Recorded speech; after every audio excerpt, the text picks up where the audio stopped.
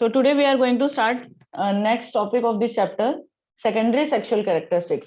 कल हमने primary sexual characteristics पढ़े थे, जिसमें हमने बॉयज एंड गर्ल्स एडोलिसेंस के बारे में पढ़ा था, प्यूबर्टी के बारे में पढ़ा था, जो एज चाइल्डहुड से एडल्ट की एज जब तक पहुंचती है 11 से अप्रोक्सीमेटली 18-19 साल तक, जिसमें मैक्सिमम जो चेंजेस होते हैं हमारी बॉडी के अंदर फिजिकली भी मेंटली भी, उसको बोलते हैं एडोलिसेंस। और वो स्टेज जिसमें एडोलिसेंट स्टार्ट होती है, ठीक है, उसको कहते हैं प्यूबर्टी, जो कि 11 से 12 साल होती है या 13-14 साल होती है मेल के अंदर, और 11-12 साल होती है फीमेल के अंदर, करेक्ट। तो जब स्टार्टिंग स्टेज होती है प्यूबर्टी, एंड पूरा जो स्टेज आती है, ठीक है, जो पूरा पीरियड है कहां से कहां तक, चाइल्ड से लेके एडल्ट तक, उसको बोलते हैं क्या, एडोलिसेंस, ठीक है। फिर अलग अलग हमने कैरेक्टरिस्टिक्स पढ़े थे, जैसे वॉइस चेंज आता है, बॉडी के अंदर चेंज आता है बॉयज और गर्ल्स में, ठीक है, ठीक है। Increase activity of sweat and sebaceous glands, ठीक है, development of sex organs, reaching mental and intellectual emotional maturity. तो ये सारे चेंजेस हमने कल पढ़े थे। आज हम करेंगे secondary sexual characteristics. So you have learned in chapter 9 that testes and ovaries are the reproductive organs. They produce the gametes, that is sperms and ova. हमें पता है जो testes क्या produce करते हैं, sperm, and ovaries will produce ova. Ova is ovum होता है singular, ova is plural. Sorry, हाँ, right. In girls, breast begins to develop at puberty and boys begin to grow facial hair, that is beard आ जाते हैं, ठीक है. As these features help to distinguish the male from the female, they are called secondary sexual characteristics. Boys also develop hair on their chest. In both boys and girls, hair grows under the arms and the region above the thigh and the pubic region. तो basically these are the secondary sexual characteristics, वो होते हैं जिसमें हम देख के पता लगा सकते हैं कि this is boy and this is girl.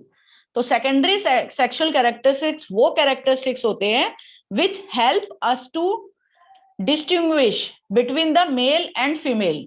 उसके एग्जांपल्स आपको समझ आ गए होंगे, हेयर ग्रो होना, ठीक है, ब्रेस्ट डेवलप होना इन गर्ल्स, ठीक है, बॉयज के अंदर बियर्ड डेवलप हो जाती है, मोस्टेसिस डेवलप होती है, ठीक है, और अंडर आर्म्स में हेयर डेवलप हो जाता है, प्यूबिक रीजन, थाई रीजन में भी हेयर डेवलप होते हैं। तो these are the characteristics that help us to differentiate between male and female.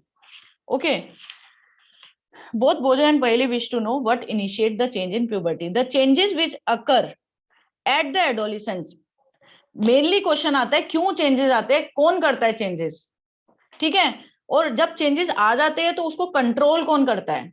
तो बेसिकली जो भी चेंजेस आते हैं एडोलिसेंस के अंदर, मतलब पूरा जो पीरियड होता है चाइल्ड से लेके एडल्ट तक में, हमारे अंदर जो भी चेंजेस आते हैं वो करता कौन है, उनको कंट्रोल करते हैं हार्मोन्स।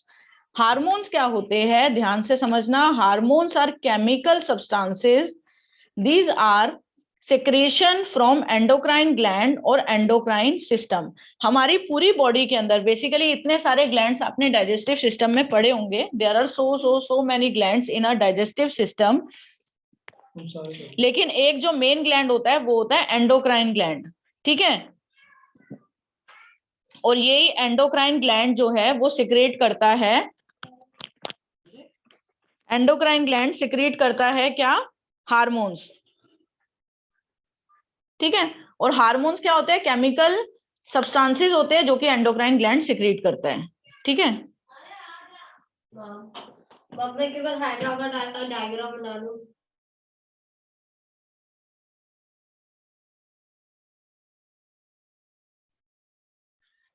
ठीक है, तो जो भी हमारा एंडोक्राइन सिस्टम होता है वो उसको एंडोक्राइन ग्लैंड्स बोलते हैं, और एंडोक्राइन ग्लैंड ही हार्मोन्स को प्रोड्यूस करता है, ठीक है। द मेल हार्मोन, दो तरीके के हार्मोन्स, वैसे तो हार्मोन्स काफी सारे होते हैं, लेकिन यहाँ पे हम बात करते हैं रिप्रोडक्टिव हार्मोन की, जो कि प्यूबर्टी को के अंदर चेंजेस लाता है। तो जो मेल के अंदर चेंज आते हैं, मेल हार्मोन जो होता है, this is very very important part of this chapter. Male hormone को बोलते हैं टेस्टोस्टेरोन, जो कि टेस्टिस रिलीज करता है at the onset of puberty. जब प्यूबर्टी की एज आ जाती है उसके बाद टेस्टिस एक हार्मोन रिलीज करती है जिसका नाम है टेस्टोस्टेरोन।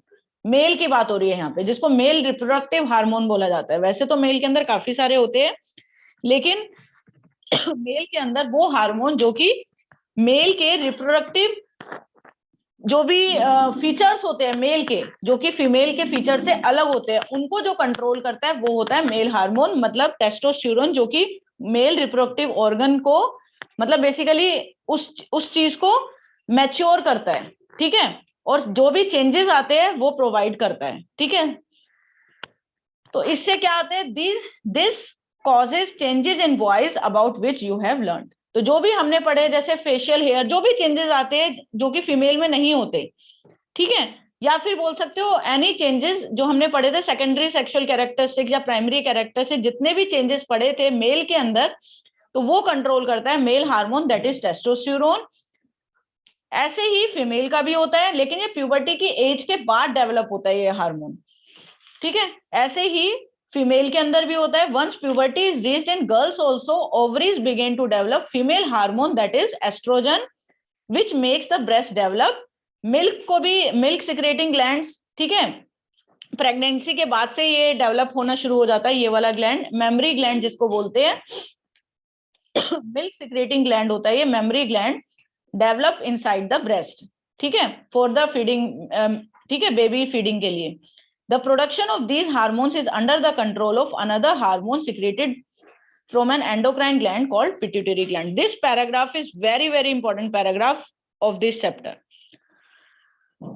ठीक है, एक बार फिर से बता रही हूं, मेल हार्मोन कौन सा है, male hormone is testosterone,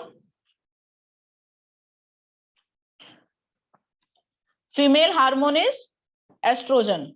okay, साथ साथ लिखते भी रहना ताकि याद हो जाए। ओके, मेल हार्मोन मेल के सारे जो सेकेंडरी सेक्सुअल कैरेक्टरिस्टिक्स है उसको कंट्रोल करता है, जैसे फेशियल हेयर डेवलप करना, एनीथिंग जो भी हमने चेंजेस पढ़े थे। और फीमेल एस्ट्रोजन, फीमेल हार्मोन होता है एस्ट्रोजन, जो कि फीमेल के जो भी चेंजेस आते हैं फीमेल के अंदर प्यूबर्टी की एज के बाद, for example development of breast, development of milk, ठीक है, जो कि मेमरी ग्लैंड से सिक्रीट होता है बेसिकली, और भी जो भी फीमेल के अंदर चेंजेस आते हैं वो सारे के सारे एस्ट्रोजन हार्मोन कंट्रोल करता है। और इन दोनों हार्मोन को, अब टेस्टोस्टेरोन और एस्ट्रोजन को भी तो ये कितना सिक्रीट होगा और कब सिक्रीट होगा, क्योंकि प्यूबर्टी की एज के बाद ये सिक्रीट होता है, इसको कब सिक्रीट करना है, कितना सिक्रेट करना है, वो सब कंट्रोल करता है, इनका मास्टर हार्मोन बोलते हैं, इसको बोलते हैं pituitary gland. This is very very important gland जो कि इन दोनों हार्मोन को कंट्रोल करता है। तो ये दोनों hormone are under the control of pituitary gland. Understood? आगे देखो, role of hormones in initiating reproductive function. Endocrine gland सबसे पहले क्या करते हैं, एंडोक्राइन ग्लैंड जो है इन हार्मोन्स को रिलीज करते हैं into the blood stream to reach the particular body part, जैसे जहां पे भी उसको पहुंचना होता है। तो हमारी बॉडी के अंदर सबसे पहले एंडोक्राइन ग्लैंड ये हार्मोन्स को रिलीज करते हैं, फॉर एग्जांपल मेल के अंदर टेस्टोस्टेरोन, फीमेल के अंदर एस्ट्रोजन। फिर उसके बाद वो अपनी टारगेट साइट पे पहुंचता है, फिर जो टारगेट साइट होती है वो उस हार्मोन के ऊपर रिस्पॉन्ड करती है और जो भी चेंजेस आने होते हैं वो चेंजेस करवाती है। There are many endocrine gland और ductless glands in the body. हमारी बॉडी के अंदर काफी सारे एंडोक्राइन ग्लैंड्स होते हैं, लेकिन इस चैप्टर में हम मेनली सेक्स हार्मोन्स की बात कर रहे हैं जो कि होते हैं एस्ट्रोजन और टेस्टोस्टेरोन। तो इस चैप्टर में हम बस इसी ग्लैंड के बारे में बात करेंगे और इन्हीं दोनों हार्मोन के बारे में ही बात करेंगे, ठीक है। तो अब हम सेकेंडरी सेक्सुअल कैरेक्टरिस्टिक्स के कौन सेकेंडरी सेक्सुअल कैरेक्टरिस्टिक्स के लिए रिस्पॉन्सिबल है वो हम पढ़ चुके हैं। Further the sex hormones are under the control of hormone from pituitary gland, ये भी हमने पढ़ लिया। The pituitary secretes many hormone, pituitary भी ऐसे ही काफी सारे हार्मोन सिक्रीट करता है, लेकिन इस चैप्टर में हम बस यही दोनों हार्मोन्स के बारे में मेनली बात कर रहे हैं। तो वन ऑफ विच मेक्स ओवा मैच्योर और दूसरा स्पर्म्स को मैच्योर करता है, मतलब सारे जितने भी चेंजेस होते हैं मैच्योरिटी, जो ऑर्गन्स होते हैं रिप्रोडक्टिव ऑर्गन उनको मैच्योर करना, स्पर्म और जो ओवम होता है वो मैच्योर करना, तो ये सब पिट्यूटरी ग्लैंड ही करवाता है। इससे आपको और अच्छे से समझ आ जाएगा। ये फ्लो डायग्राम की फॉर्म में गिवन है। हार्मोन्स फ्रॉम पिट्यूटरी ग्लैंड, सबसे पहले पिट्यूटरी ग्लैंड जो है टेस्टिस से और ओवरीज से टेस्ट्रोजन और एस्ट्रोजन रिलीज करवाता है। उसके बाद जब वो हार्मोन रिलीज होगा अपनी अपनी टारगेट साइट पे जाएगा, फिर उसके बाद ये हार्मोन चेंजेस होने शुरू कर देंगे प्यूबर्टी जब स्टार्ट होगी। प्यूबर्टी के बाद चेंजेस आते हैं। अब ये क्वेश्चन आता है कि वाई प्यूबर्टी के बाद ही क्यों ये हार्मोन रिलीज होता है? क्योंकि उससे पहले क्या होता है, हमारी वो स्टेज होते हैं, हम एडल्ट भी नहीं होते, हमें ना उस टाइम पे हमारा चाइल्ड एज चल रही होती है। उस टाइम पे जो हमारी बॉडी की बाकी ग्रोथ है वो ज्यादा नेसेसरी है, ना कि ये सारी ग्रोथ। ठीक है, तो इसलिए हमारी बॉडी का उस चीज पे ज्यादा फंक्शन होता है। ठीक है ना, जैसे बच्चा जब पैदा होता है तो हमारा फोकस रहता है वो ठीक से चले, वो ठीक से बोल पाए, ठीक से खाना खाए। थोड़ा और बड़ा होता है फिर हमारा पढ़ाई पे फोकस रहता है। तो एक एक पर्टिकुलर एज होती है। अगर हम स्टार्टिंग से बच्चे के पैदा होते ही हम सारी चीजों पे फोकस कर देंगे तो हम हर चीज पे परफेक्ट नहीं हो पाएंगे, क्योंकि थोड़ा थोड़ा फिर सबको मिलेगा। लेकिन अगर हम स्टार्टिंग में जो उसकी पर्टिकुलर एज वाइज हम चलते हैं ना, ऐसा नहीं है कि बच्चा फर्स्ट क्लास में आप पूरे फर्स्ट से लेकर 12th तक की पढ़ाई पढ़ा दोगे उसको, नहीं। अगर कोशिश भी करोगे दैट वोंट बी पॉसिबल। हर चीज का कोई ना कोई टाइम होता है। तो ऐसे ही इनका भी आफ्टर प्यूबर्टी एज के बाद ही, जब तुम्हारा ऑनसेट ऑफ प्यूबर्टी होते हैं, तभी ये सारे चेंजेस आते हैं। Paheli and Bojo have now understood that puberty marks the beginning of reproductive period, which one becomes capable of reproduction, but they want to know if reproductive life once begun continues or it ends sometime. अब ये भी है कि starting तो तुम्हें पता चल गया प्यूबर्टी की स्टार्टिंग मतलब you are capable of reproduction. लेकिन इसमें ये पूछा है कि बट अगर रिप्रोडक्टिव लाइफ स्टार्ट हो जाते हैं तो क्या उसका कोई एंड भी है, एंड एज भी है? यस है। In females adolescent becomes capable of reproduction when their testes and ovaries begin to produce gametes, जब gametes produce होना शुरू हो जाते हैं। The capacity for maturation and production of gametes last for much longer time in males than in females. Male के अंदर ज्यादा time तक रहता है। पहले फीमेल का जान लेते हैं कि स्टार्टिंग से और end age. In females the reproductive phase of life begins at puberty, puberty पे स्टार्ट होता है जो कि 10 से 12 ईयर्स तक चलता है। स्टार्ट हुआ है ये, ठीक है, और generally till the age of approximately 40 to 50 years, मतलब मैक्सिमम 50 ईयर्स तक चलता है। मतलब after 50 years female can not produce the new species, the new life. समझ आ गया? मतलब after 50 year female can't be pregnant, ठीक है, female can not produce baby. The ova, क्योंकि उसके बाद वो एग ही नहीं रिलीज करेगी ना female. The ova begin to mature with the onset of puberty. One ovum mature and is released by one of the ovaries once in about 28 to 30 days. During this period, the wall of the uterus becomes thick so as to receive the egg. In case it is fertilized and begin to develop, this result in pregnancy. If fertilization doesn't occur, this is the question.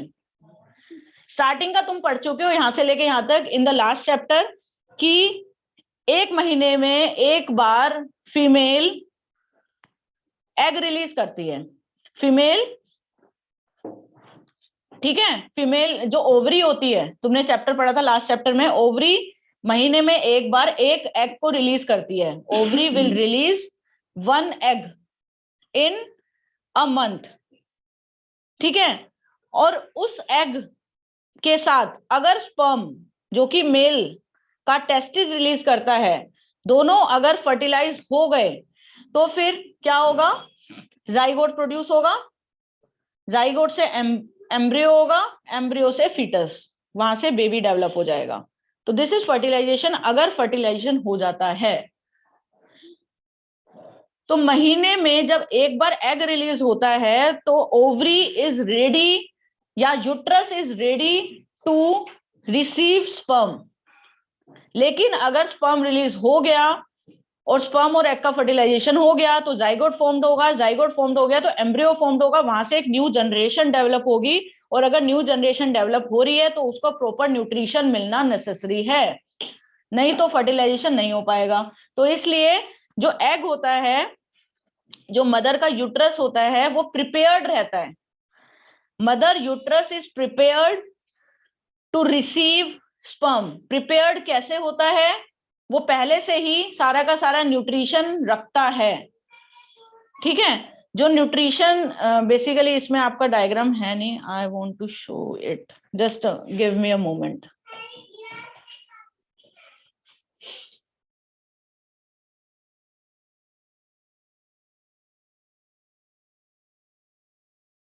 Okay, तो होता क्या है, ये हम ये वाला topic जो है वो हम इसमें से देखते हैं। अगर एग फर्टिलाइज हो जाएगा तब तो स्पर्म के साथ वो मिलके जाइगोट डेवलप हो जाएगा, लेकिन जब एग स्पर्म के साथ मिलता है, फर्टिलाइज होता है, तो उसके लिए बेबी जब फीटस बनता है तो उसके लिए न्यूट्रिशनल रिक्वायरमेंट्स रहती है, ठीक है। तो उन न्यूट्रिशनल रिक्वायरमेंट्स को फुलफिल करने के लिए यहाँ पे जो वेसल्स होते हैं यूट्रस की, उसकी लाइनिंग थिक रहती है।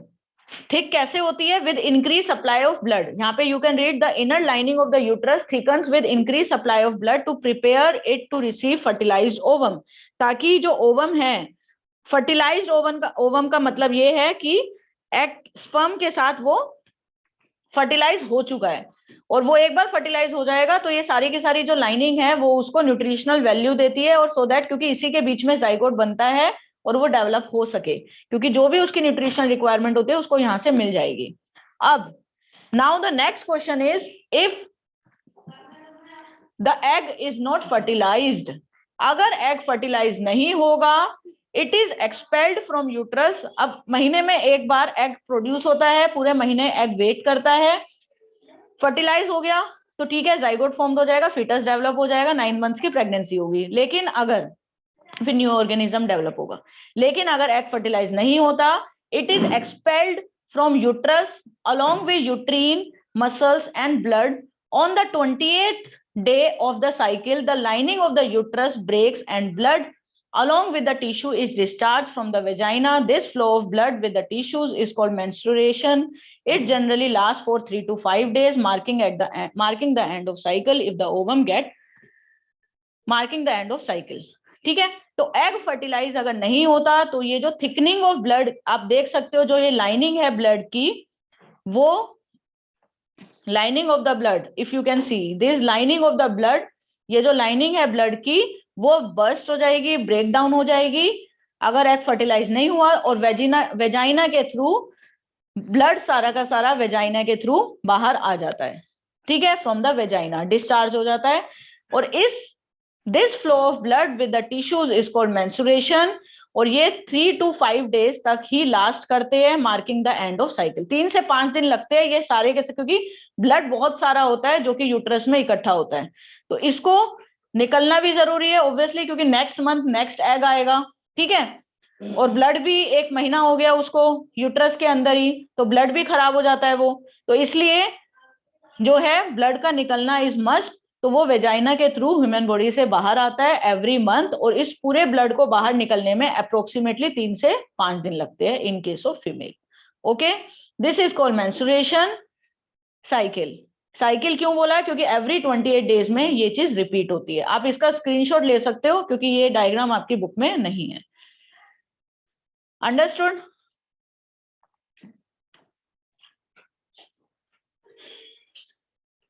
ठीक है, आगे देखो, मेंस्ट्रुएशन जो होती है, अब अपनी बुक में से ही देखते हैं हम लोग। मेंस्ट्रुएशन जो होती है वो कंटिन्यू रहती है, हर एक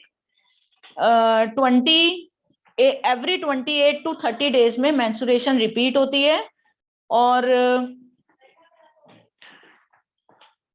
ये कब तक चलती है मेंस्ट्रुएशन, यहां आप देख सकते हो। If the fertilization doesn't occur, the released egg and the thickened lining of the uterus along with its blood vessel are shed off. This causes bleeding in women, which is called menstruation. अब clear हो गया होगा diagram से। Menstruation occurs once in about 28 to 30 days. First menstruation जो flow होता है वो puberty की एज से स्टार्ट होता है, मतलब 11 से 13 साल सोच सकते हो, 11 से 13 साल में मेंस्ट्रुएशन स्टार्ट हो जाएगी, एंड इसको बोलते हैं मेनार्क। मतलब मेंस्ट्रुएशन तो उस साइकिल को बोलते हैं, और मेनार्क होता है starting age, starting of menstruation, और 45 to 50 ईयर्स तक चलता है, मेंस्ट्रुएशन स्टॉप हो जाएगी, और स्टॉपेज ऑफ मेंस्ट्रुएशन को बोलते हैं मेनोपॉज, मेनोपॉज। इनिशियली क्योंकि 45 to 50 के बाद मेंस्ट्रुएशन नहीं होती।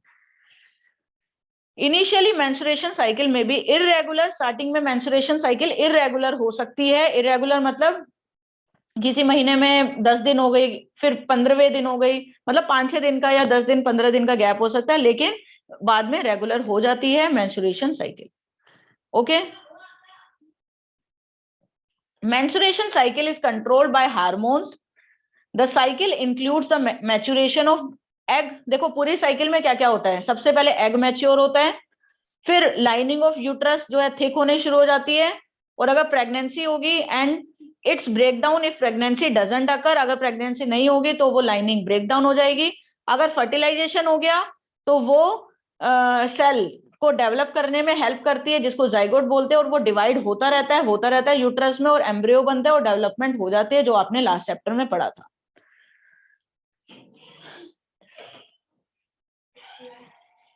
ओके, अंडरस्टूड,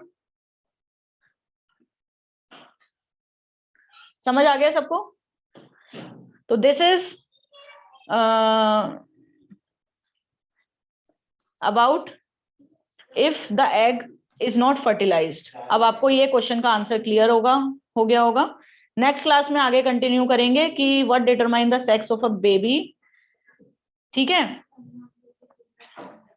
कि गर्ल होगी या बॉय होता है, तो वो कैसे पता चलता है कब गर्ल होती है? ऐसा नहीं होता कि बॉय होने के भी क्यों बॉय होता है, क्यों गर्ल होती है, उसके हार्मोन्स, वो भी हार्मोन्स पे कंट्रोल करता है, और बाकी भी हार्मोन्स होते हैं। This is also very important topic, कि खाली सेक्स हार्मोन्स के अलावा बाकी भी हार्मोन्स होते हैं जो कि बाकी फीचर्स को कंट्रोल करते हैं। इससे आपको और क्लियर हो जाएगा ये एंडोक्राइन ग्लैंड, पिट्यूटरी ग्लैंड, ये सब का क्या फीचर है, मैं सब बता दूंगी एक बार फिर से।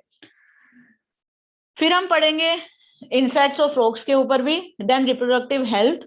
ठीक है, तो ये सब हम आगे कंटिन्यू करेंगे इन द नेक्स्ट क्लास।